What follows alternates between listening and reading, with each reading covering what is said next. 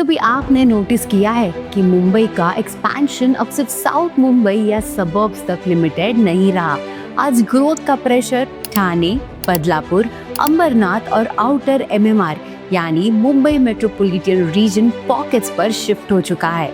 लेकिन जब पॉपुलेशन बाहर की तरफ मूव करता है तो एक सवाल ऑटोमेटिकली उठता है, क्या इंफ्रास्ट्रक्चर भी उतनी ही स्पीड से साथ आ रहा है?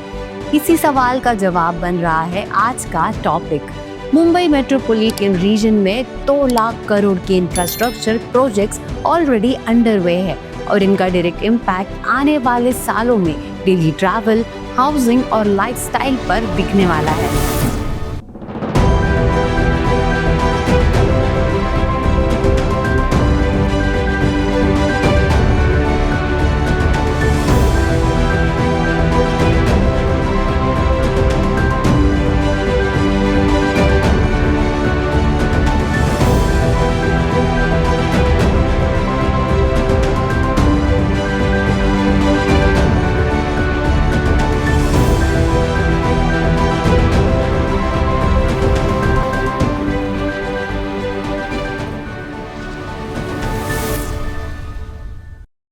इस वीडियो में हम समझेंगे कि ये 2 लाख करोड़ के प्रोजेक्ट्स का मतलब ग्राउंड लेवल पर क्या है, बदलापुर और अंबरनाथ जैसे एरियाज को कौन से रियल बेनिफिट्स मिलेंगे, कौन से मेट्रो और रेलवे प्रोजेक्ट्स गेम चेंजर बनने वाले हैं और कैसे एमएमआर का फोकस अब सिर्फ मुंबई सिटी नहीं बल्कि आउटर ग्रोथ बेल्ट्स पर शिफ्ट हो चुका है। तो पहले बिग पिक्चर को समझते हैं और फिर डिटेल्स में जाते हैं।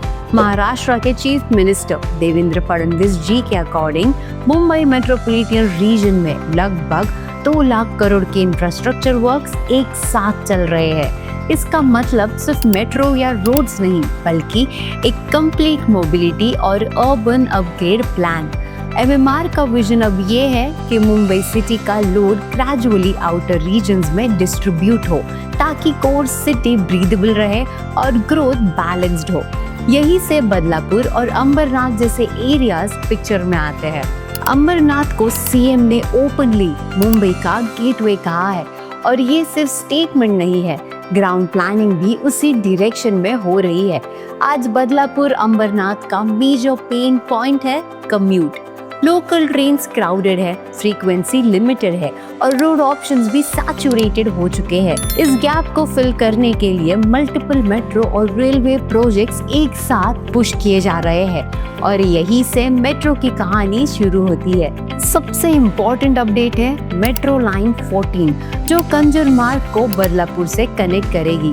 सीएम के अकॉर्डिंग इस लॉन्ग पेंडिंग लाइन का काम अगले 4 महीने में स्टार्ट हो जाएगा। इसका रियल इम्पैक्ट ये होगा कि बदलापुर और अंबरनाथ पहली बार डायरेक्ट मुंबई मेट्रो नेटवर्क का पार्ट बनेंगे। मतलब सिर्फ लोकल ट्रेन डिपेंडेंसी खत्म नहीं होगी बल्कि ट्रैवल टाइम और क्राउड प्रेशर भी इवनली डिस्ट्रीब्यूट होगा। ये मेट्रो सिर्फ कम्यूट नहीं बदलेगी, ये इन एरियाज की आइडेंटिटी भी चेंज करेगी। मेट्रो लाइन 14 अकेली नहीं है, मेट्रो लाइन 5, लाइन 12 और लाइन 14 मिलकर ठाणे डिस्ट्रिक्ट के ईस्टर्न बेल्ट के लिए एक प्रॉपर नेटवर्क बना रहे हैं। इसका मतलब ये है कि कनेक्टिविटी पैच वर्क नहीं होगी बल्कि एक इंटीग्रेटेड ग्रिड बनेगा। Daily office travel, education access और कमर्शियल मूवमेंट सब स्मूदर हो जाएगा और जब मेट्रो आती है तो डेवलपमेंट ऑटोमेटिकली फॉलो करता है। मेट्रो के साथ साथ रेलवे इंफ्रास्ट्रक्चर पर भी हैवी फोकस है। कल्याण और बदलापुर के बीच 3rd और 4th रेलवे लाइंस का काम कंप्लीट होने के बाद लोकल ट्रेन्स हर 10 मिनट में अवेलेबल होंगी। ये सिर्फ फ्रीक्वेंसी का चेंज नहीं है, ये क्वालिटी ऑफ लाइफ का अपग्रेड है। क्राउडिंग कम होगी, प्रेडिक्टेबिलिटी बढ़ेगी और डेली ट्रैवल स्ट्रेस रिड्यूस होगा। एक और इम्पोर्टेंट अनाउंसमेंट है 238 न्यू एसी लोकल ट्रेन रिक्स का डिमांड। गवर्नमेंट का क्लेम है कि आने वाले टाइम में सारी लोकल ट्रेन्स एसी होंगी बिना फेयर हाइक के। इसका मतलब ये है कि कंफर्ट सिर्फ प्रीमियम ट्रैवल तक लिमिटेड नहीं रहेगा, डेली ऑफिस कम्यूटर्स को भी डिग्निफाइड ट्रैवल एक्सपीरियंस मिलेगा। बीएमसी और म्युनिसिपल इलेक्शंस के बाद एक क्लैरिटी आ चुकी है।